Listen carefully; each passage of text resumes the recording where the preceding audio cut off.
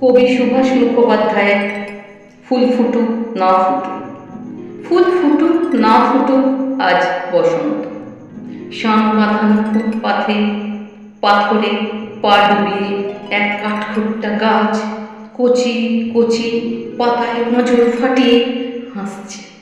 ফুল ফুটুক না ফুটুক আজ বসন্ত।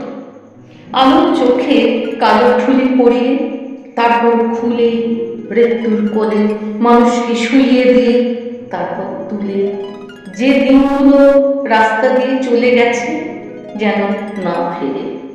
গায়ে হলুদ দেওয়া বিকেলে একটা দুটো পয়সা পেলে যে হরগোলা ছেলেটা কোকিল ডাকতে ডাকতে যেত, তাকে ডেকে নিয়ে গেছে দিনগুলো।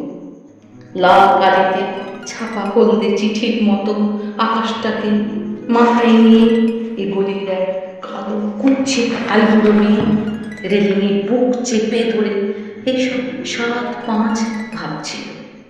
ঠিক সেই সময় চোখের মাথা খেয়ে গায়ে উড়ে এসে বসল মরণ পোড়ানো লক্ষ্মী ছাড়া এক প্রজাপতি।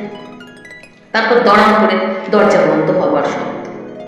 অন্ধকারে মুখ চাপা দিয়ে দড়ি পাকানো সেই গাছ তখনও হাসছে।